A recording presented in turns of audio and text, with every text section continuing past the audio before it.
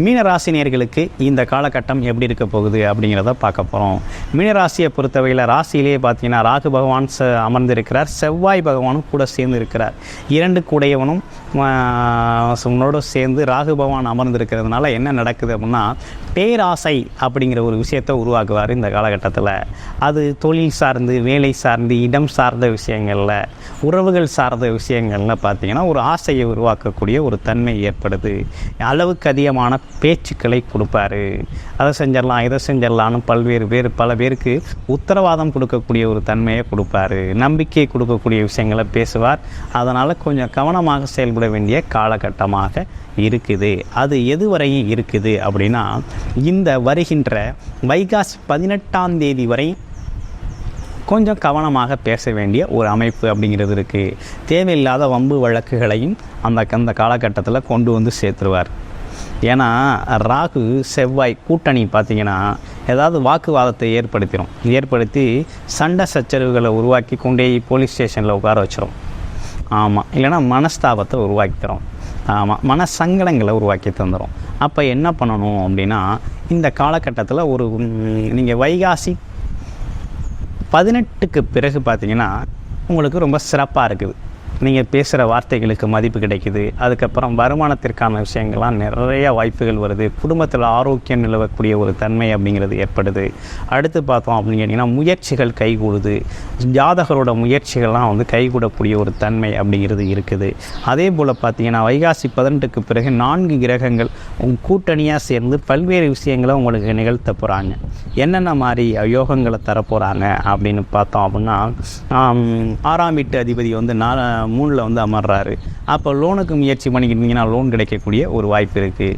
அதே போல் பார்த்திங்கன்னா உங்களோட நோய் வாய்ப்பட்டவர்கள் பார்த்திங்கன்னா இந்த காலகட்டத்தில் பார்த்திங்கன்னா சித்த வைத்தியம் பார்க்கையில் சரியாகக்கூடிய குணமாகக்கூடிய ஒரு அமைப்பு இருக்குது.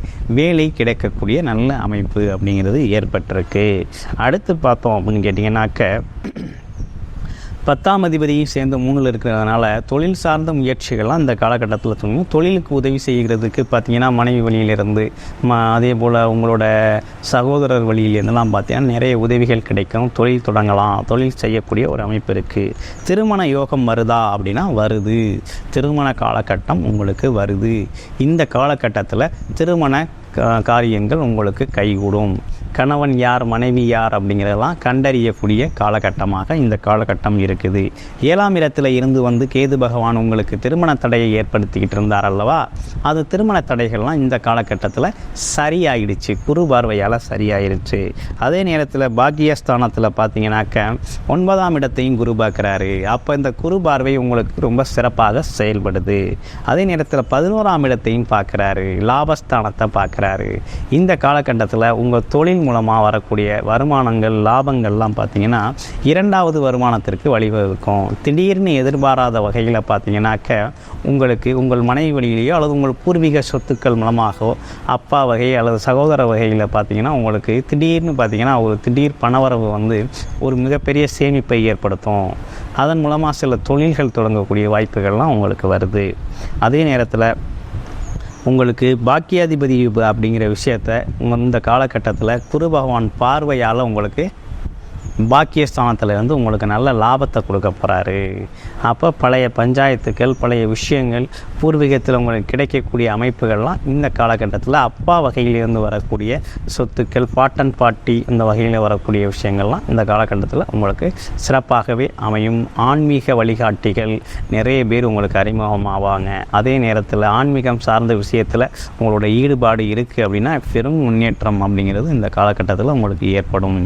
அதே நேரத்தில் குருமார்களோட சந்திப்புகள்லாம் நடக்கும். அடிக்கடி சிறு சிறு பயணங்கள் போகக்கூடிய ஒரு அமைப்பு இருக்குது.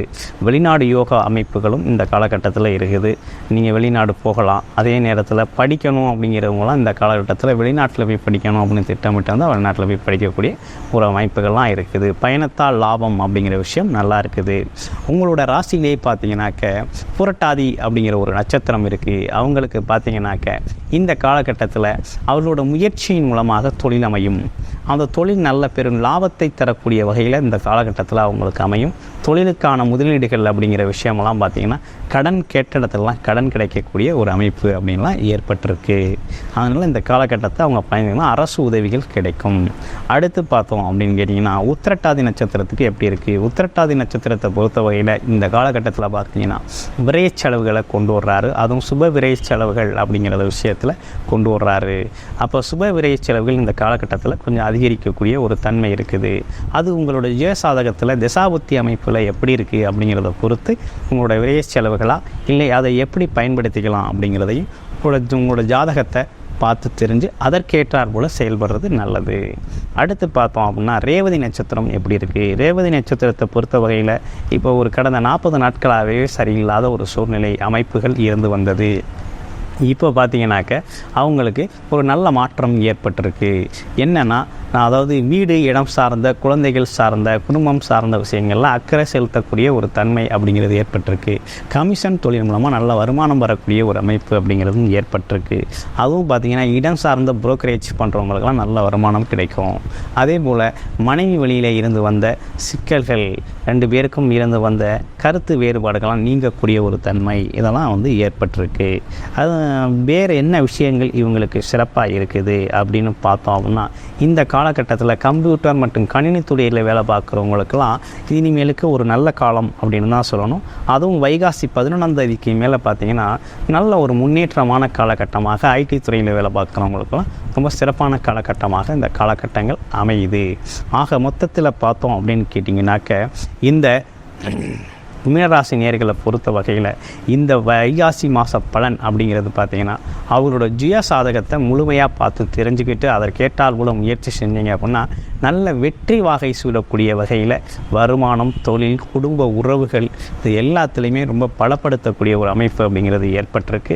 அதே போல் வைகாசி 11ஆம் தேதிக்கு பிறகு தான் பார்த்திங்கன்னா ஐடி செக்டார் துறையில் வேலை பார்க்குறாங்க. அதே போல் பெரும் பணம் விளங்கக்கூடிய பேங்கிங் செக்டாரில் ஒர்க் பண்ணக்கூடியவங்க, மீடியாவில் ஒர்க் பண்ணக்கூடியவங்களுக்கெல்லாம் பார்த்திங்கன்னா ஒரு நல்ல ஒரு வாய்ப்புகள் வருது.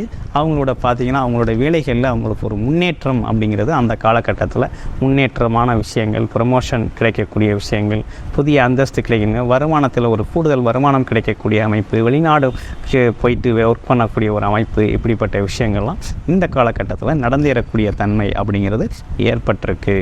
ஆக இந்த வைகாசி மாதம் அப்படிங்கிறது பார்த்திங்கன்னா மீனராசிக்கு பார்த்திங்கன்னா ஒரு நல்ல ஒரு சிறப்பான மாதமாகத்தான் இருக்குது. எப்போன்னு கேட்டிங்கன்னா வைகாசி 11க்கு பிறகு ஒரு நல்ல மாற்றங்களையும் நல்ல முன்னேற்றம் தரக்கூடிய அமைப்பு அப்படிங்கிறது கூடி வருது. வாழ்த்துக்கள் மீனராசி